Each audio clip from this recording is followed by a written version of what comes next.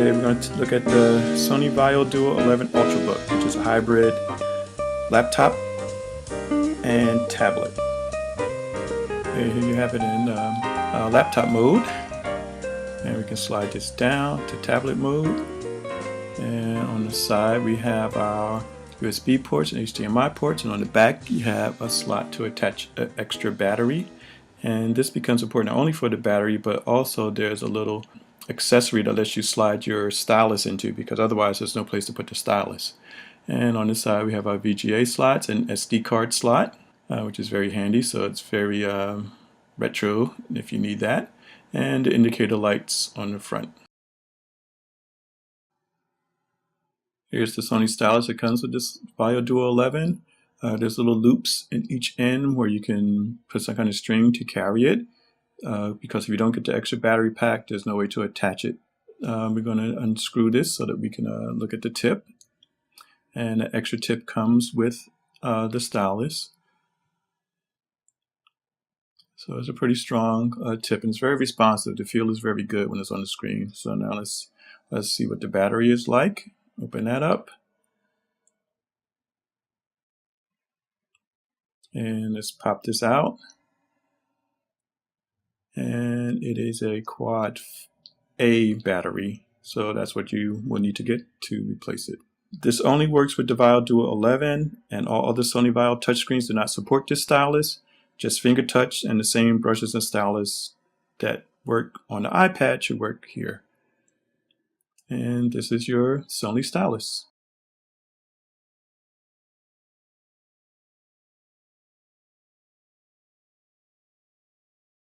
And here's a drawing I've done on the Duo.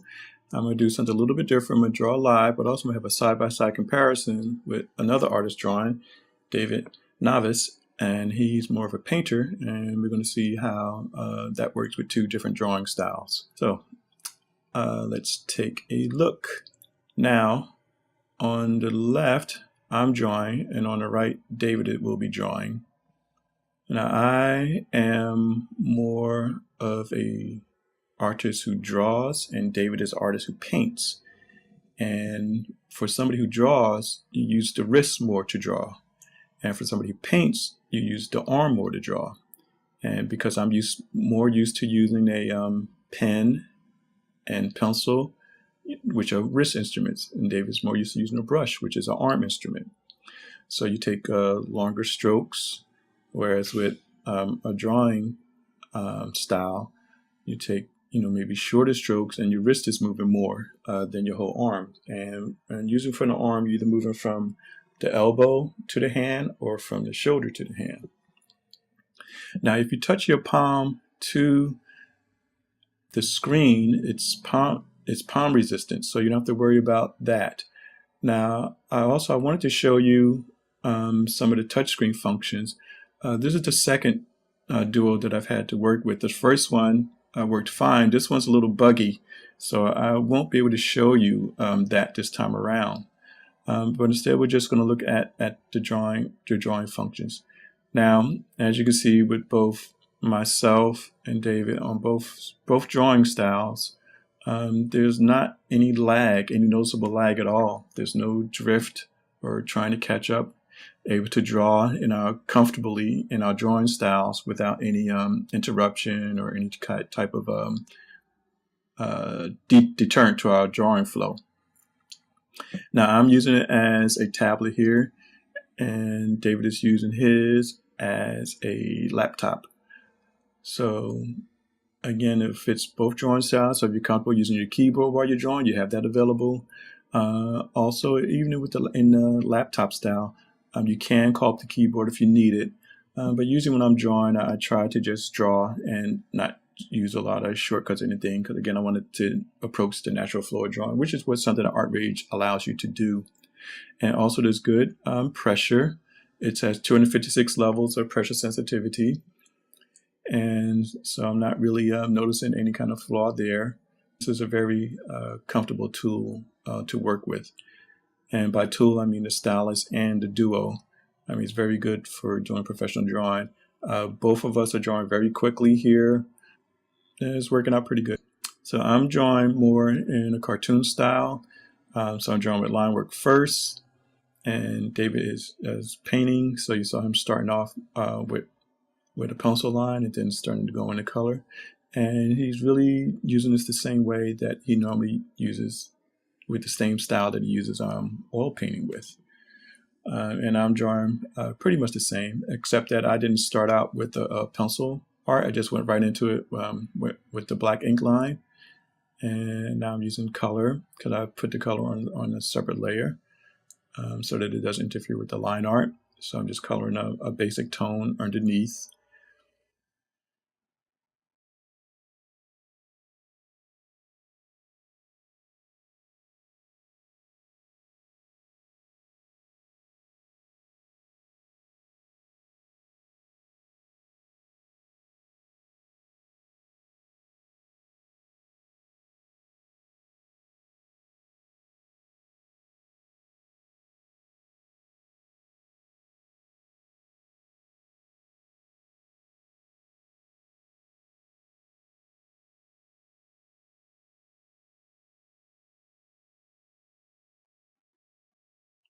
Okay, so as you can see, it was a little buggy there, and stuff started coming up that I didn't want to come up, and my pods disappeared. So I got those back. So like I said, this is not something that should normally happen. So again, your mileage will vary when you're doing it, but otherwise, this was fine. Like I said, the first Sony the Duo that I worked with was fine. I didn't have these problems. It wasn't as buggy. This one is. So don't take that as a knock against it. The cost of this is $11.99. So you may find it for $1,100. You may find it for $1,200. Depending where you buy it at. And the weight is very light, surprisingly light. I didn't expect it to be as light when I looked at it, when I lifted it up. So you should be able to carry it around very easily. It is larger than a tablet, so you will have to get used to that size, carrying that around. But the weight shouldn't be nothing. I mean, I've picked up women's pocketbooks that weigh more than this. So unless you're really wimpy, this shouldn't be too hard to carry around. It should be very comfortable to carry around. And it slips in and out easily to the laptop mode, as you saw me when I did there, and when I first did the video. So now ArtRage Studio Pro comes pre-installed on this, so it's free when you buy the Sony Vaio Duo 11 Ultrabook. That's the default drawing. I don't know if it's the default drawing program, but it is a drawing painting program that comes with it. And you'll find it very easy, very intuitive program to work with. So you can just sit down and start working with it right away. I mean, I've seen children just go in and start working with it. No manual, no anything. So like it's very intuitive. So for your normal drawing style, painting style, this is a very comfortable program to start using. And the screen on this thing is excellent. The HD is fantastic, and you can see from any angle. You have good view of the screen. I mean, I think it would be definitely worth the money. I think you can do professional quality work on it, or maybe not all of it, but if you're out and you're with a client and you just have to do something real quick, or you're out and you're doing studies and sketches or whatever, this is a pretty good tool to use. So for portability purposes, it definitely fits the bill. And there are two buttons on the stylus. The bottom one you can use to navigate and move the canvas around, and the top one's for the eraser.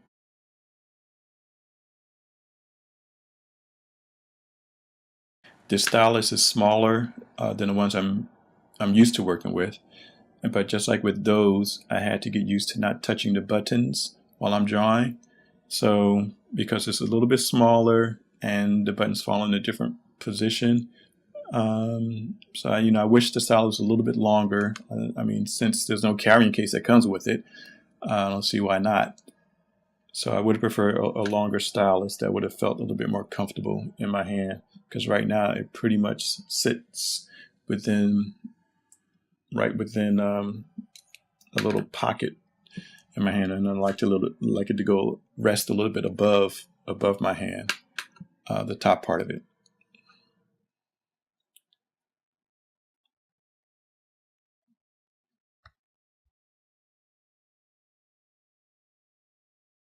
Okay, let me talk about the palm rejection again.